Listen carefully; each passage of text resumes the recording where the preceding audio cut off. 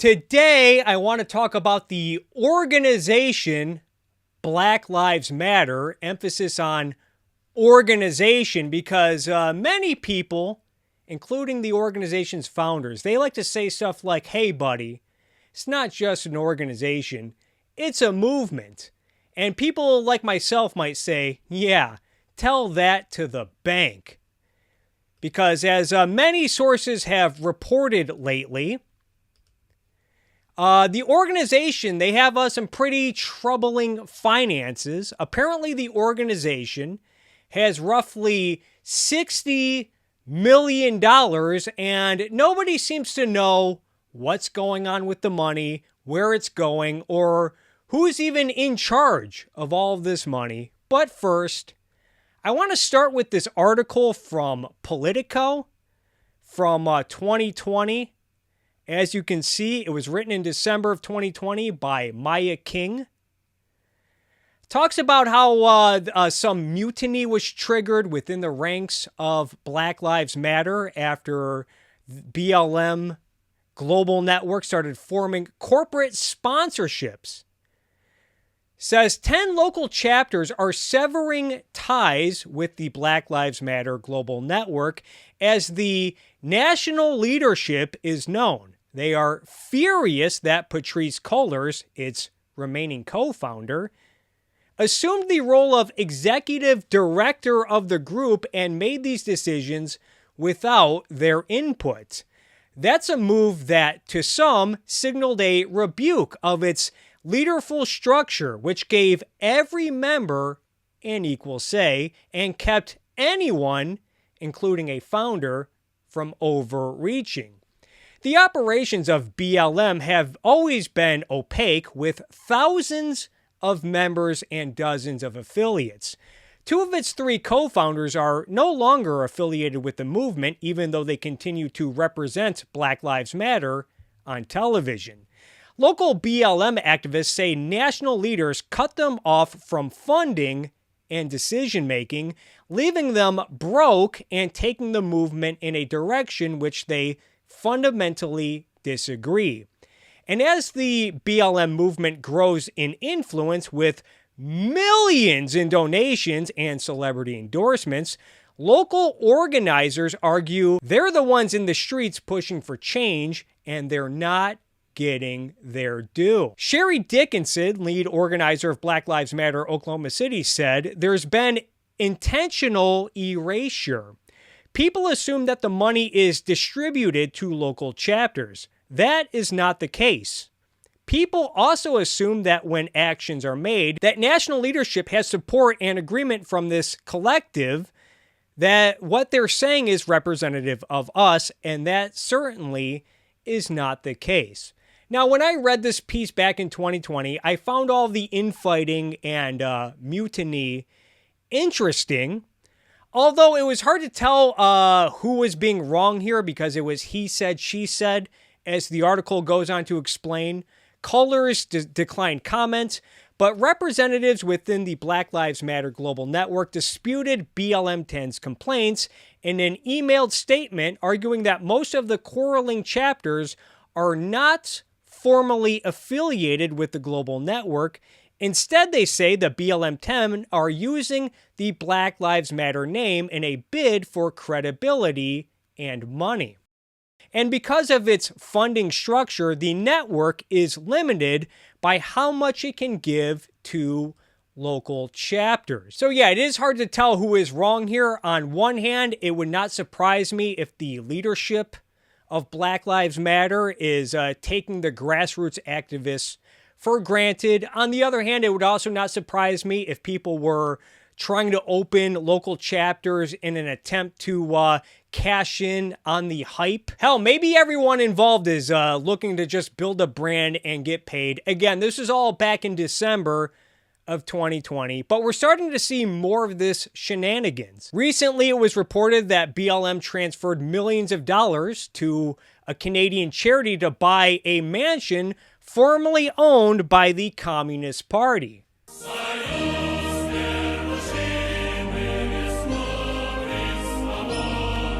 Causing a few members to resign, according to Sarah Jama, who says, "Here is our statement on why we left BLM Toronto," referring to herself and someone on Twitter by the name of Bolshevik Baddie.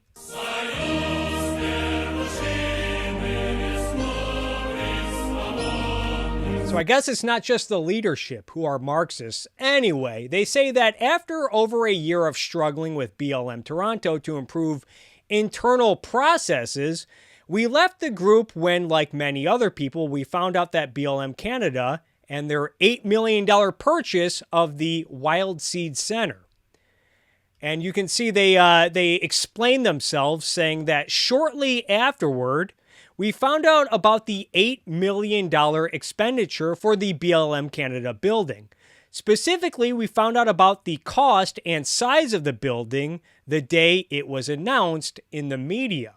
The BLM Canada members told the media that BLM Toronto would have its headquarters in the new building. We were never told about this in advance. Immediately, the 3 remaining new members called for a mediated meeting with BLM Canada's members to ask questions. We asked about policy, about how this decision was made, and about who was consulted. BLM Canada members only mentioned an Afro-Indigenous real estate agent. It was very clear that the 4 BLM Canada members had intentionally excluded us from this decision. We asked about corporate donations because, on our end, we could not see where the money was coming from. We found a screenshot online of a partnership between BLM Canada and Amazon, but when asked about it in the mediation, we got no answer. It was also explained in the mediation process that while we were joining the group, corporations like Coca-Cola were donating to BLM Canada. The BLM Canada members justified corporate donations by saying that they could not ethically decide which corporate donations to reject and therefore accepted all of them.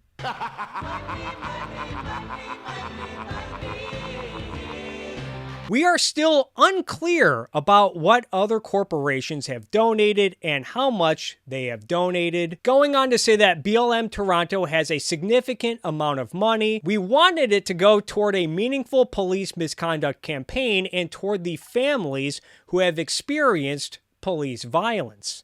For BLM Canada to take the money from BLM Global Network for a building without consulting the community was unethical. For BLM Canada to refuse to answer questions from young Black organizers goes against the spirit of movement building. But it does not end there. Another piece was written recently by Sean Campbell in New York Magazine titled "The BLM Mystery, Where Did the Money Go?" And this piece even raised eyebrows with many commentators on the left, including Anna Kasparian of the Young Turks. A new piece in the New York Magazine looks into some pretty worrisome financial issues involved in BLM, Black Lives Matter.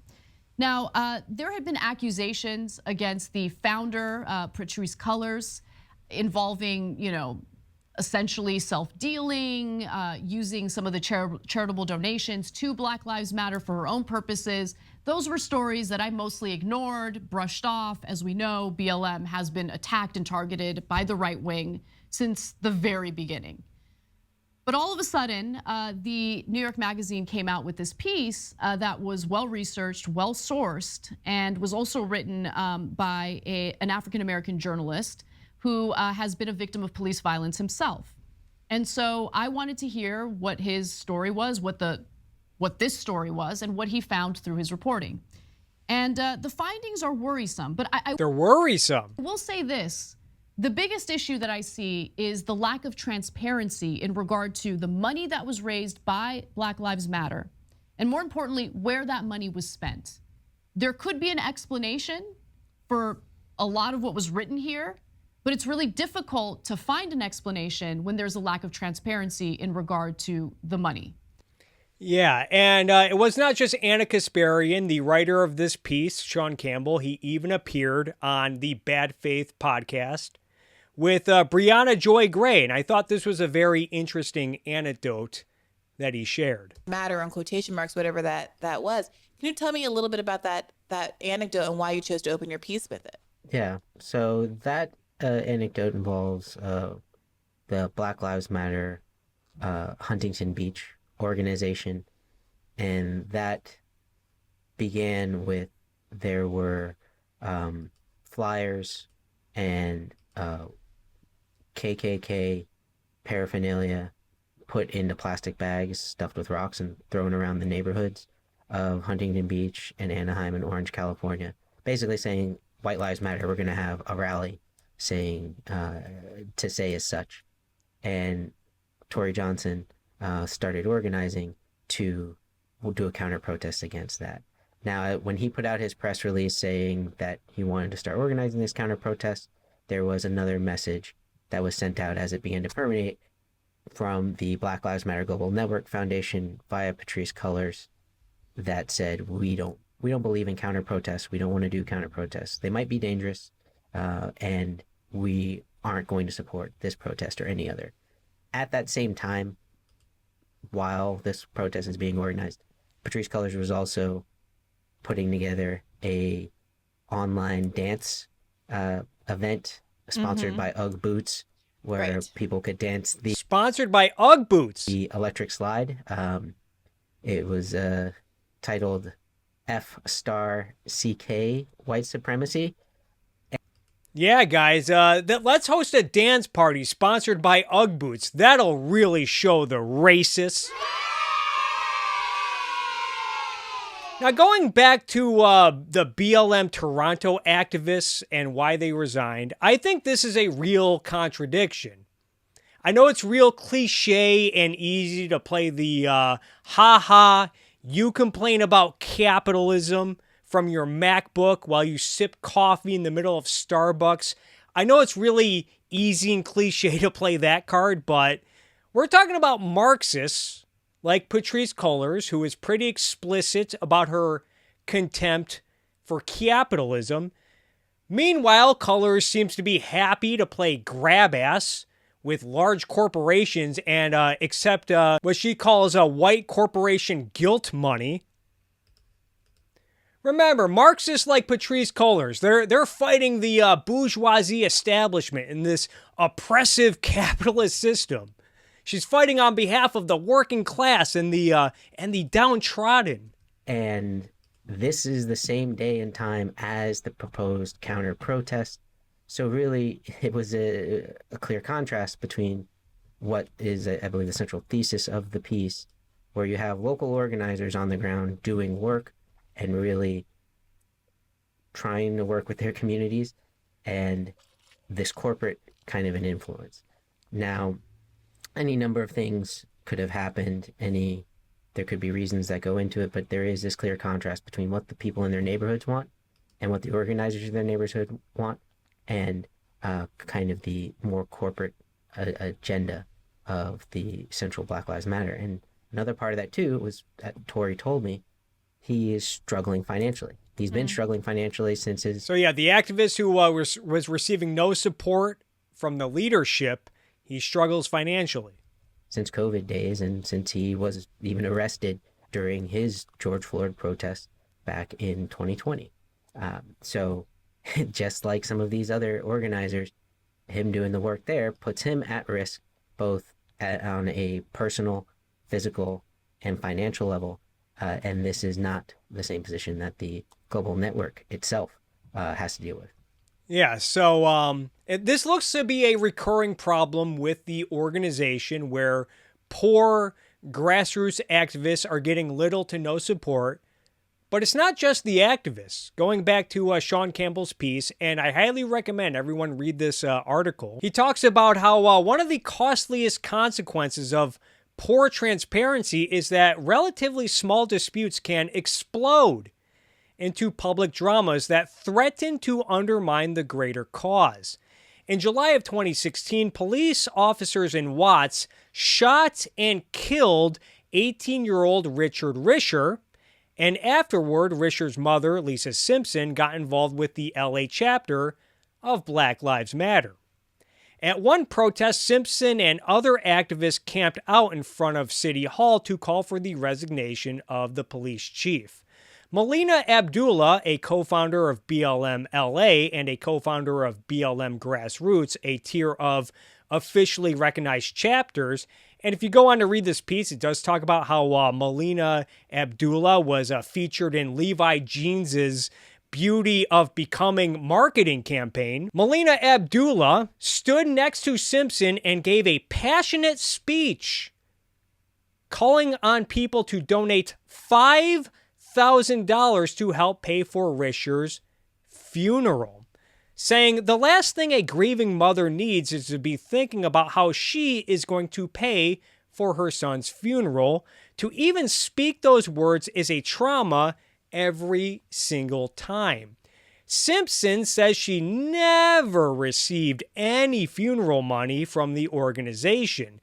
She's currently paying week to week to rent a room in a motel for herself and her 13-year-old child. Although her dispute involved the LA branch of Black Lives Matter, she named Patrisse Cullors and other activists at the national tier in the public letter that she wrote with Samaria Rice in March of 2021, saying, "We never hired them to be representatives in the fight for justice for our dead loved ones murdered by the police. The activists have events in our cities and have not given us anything substantial for using our loved ones' images and names on their flyers." So it's not just these starving grassroots activists who are not getting support from the $60 million war chest that BLM Global Network reportedly commands, but it's also families of police shooting victims who are not getting support after BLM leaders use them for publicity and fundraising. But I guess the Marxist BLM leadership, they have much more important matters to worry about than helping out families who lost their children to police shootings, or helping activists in their organization who are struggling to make ends meet, or supporting local chapters. The Marxist founders of BLM have real important activism stuff to worry about, like finding corporate sponsors for dance events and finding some sweet bargains on some sick multi-million-dollar real estate in Los Angeles.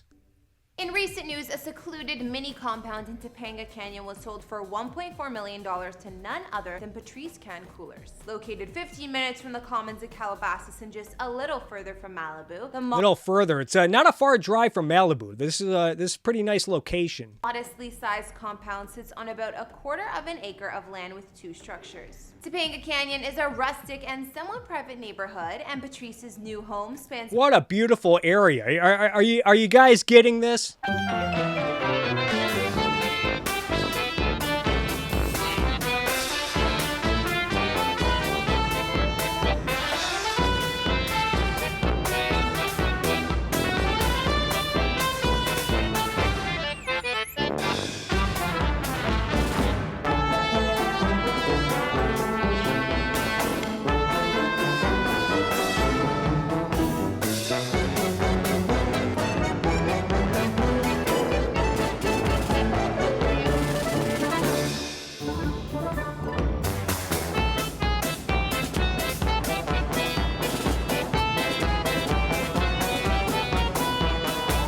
Remember, guys, all of the injustice in the world that you see, it's all capitalism's fault. What a clown show. These antics actually prompted some backlash from other BLM organizations. According to Yahoo News, the story is from April of 2021. It talks about how Black Lives Matter of Greater New York Chair Hawk Newsom, what a cool name that is, Hawk Newsom, questions how much Black Lives Matter co-founder Patrisse Cullors has contributed to charity. The head of the BLM Greater New York is calling for an investigation into Black Lives Matter co-founder Patrisse Cullors over $1 million real estate purchases she's made in recent years. Cullors, 37, has reportedly purchased 4 high-end homes for $3.2 million in the United States, according to the New York Post, including a property in Topanga Canyon, which we just talked about. Going on to say BLM reportedly brought in $90 million in donations last year, and questions have emerged about if or how Colors is paid by the organization and how much she has contributed to charity. Hawk Newsom, the head of Black Lives Matter Greater New York, is calling for a probe into Colors' finances, saying, if you go around calling yourself a socialist, you have to ask how much of her own personal money is going to charitable causes. It's really bad because it makes people doubt the validity of the movement and overlook the fact that it's the people that carry the movement. Really makes you think. And Anna Kasparian actually talked more about this in her segment. Within Black Lives Matter, according to this reporting. So there's also some issues in regard to possible self-dealing. Now, that is something that is being speculated on. That is not something that has been proven. I want to be abundantly clear about that. It's something that could have a clear explanation if there's more transparency. But unfortunately, there isn't transparency, and people are left speculating or guessing as to what's really going on here. Aside from BLM Global Network Foundation, Colors has started or helped lead several other organizations, including 3 related to criminal justice reform and prisoners' rights: Dignity and Power Now, Justice LA, and the Justice Teams Network. According to filings, money sometimes flows between the organizations. And so when you see that happening, and on top of that, there's a lack of transparency and a lack of accountability for the very activists and organizers on the ground who want answers to these questions, you're gonna run into problems. So for instance, in 2018, the Justice Teams Network received $400,000, a $400,000 grant to support work for Justice LA. From its website, Justice LA looks like an autonomous group, but users who click to donate are directed to a PayPal account for Dignity and Power Now. So obviously the money's flowing from all these various organizations that Colors had founded.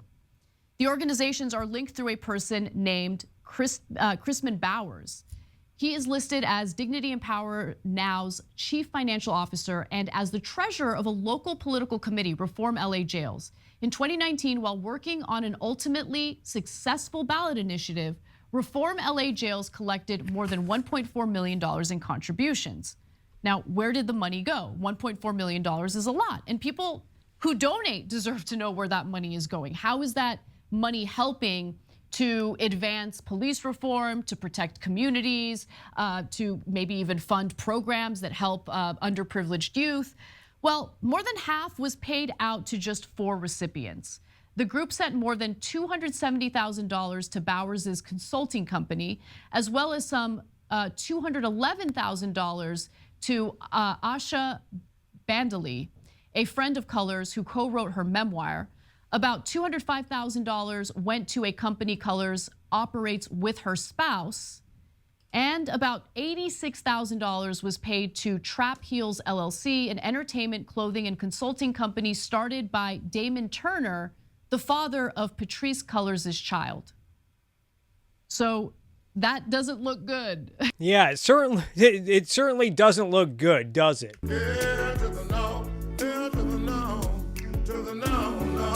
Now, defenders of Colors have said that the money that Colors has used to buy this property has not come from BLM fundraising or donations, but rather the fact that Colors has made good money off of stuff like book deals.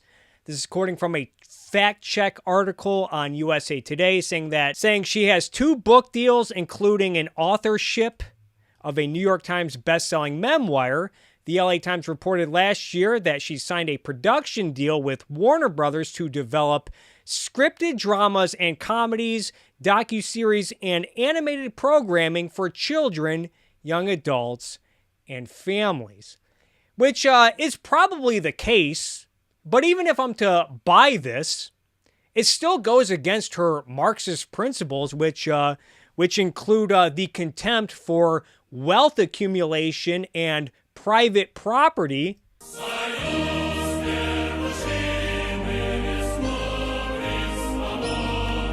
So what are you telling me? That Colors is going to live on these multi-million-dollar properties off of the backs of working class laborers like camera crews and audio crews and film editors and book publishers and agents and animators and so on and so on? Isn't this what many Marxists consider to be exploitation? Then there was this piece in The Guardian recently published by Nesreen Malik. And it's pretty sympathetic. It talks about Patrice Cullors' lifelong struggle, and it goes into detail of why she stepped down from the organization, essentially saying that she was not prepared to deal with all of the publicity and all of the money and all of the legal hassle, and that managing it did not fit her skills. Okay, fair enough. Good on her for leaving the organization during what may be its peak in popularity so that she can go around selling books. Here she is talking about how a more just society would abolish police and prisons. Sure. One of the most egregious acts of living inside of a white supremacist capitalist patriarchal system Yeah, guys, again, it's all capitalism's fault. is that it's taken our imagination away. Whenever I speak to people about abolition, one of the first guttural reactions is, well, what about the murderers and what about the rapists? As if there aren't other people who are languishing inside of these jails, people with drug addiction, people with mental health disorders. We've lacked this imagination. We believe that police and prisons, as Yeah, guys, we lack imagination. we know it, have existed for millions of years. It hasn't. It's a short system, and it's a system that hasn't worked for the majority of us. And so we are calling, abolitionists are calling for us to imagine a world without police. Imagine a world without prisons. Yeah, guys, imagine a world without police and prisons. Just in case anyone is still operating under the impression that defund the police actually just means diverting a small portion of the police budget into hiring a few social workers. Nevertheless, the accounting has gotten so worrisome that several states have suspended BLM Global Network from raising funds. This is an issue that Andrew Kerr of the Washington Examiner has been covering a lot lately. And I guess they have recently turned to Clinton lawyers like Mark Elias for assistance.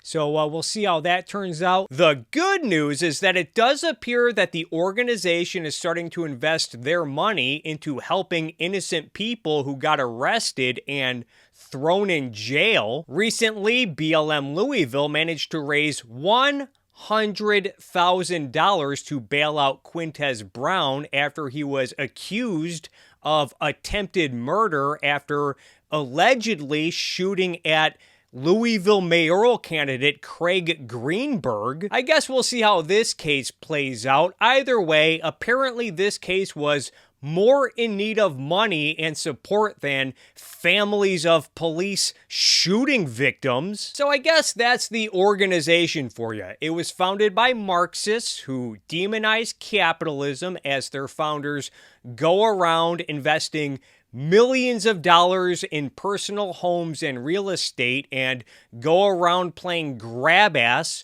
with giant corporations, all while the people that they claim to fight for struggle.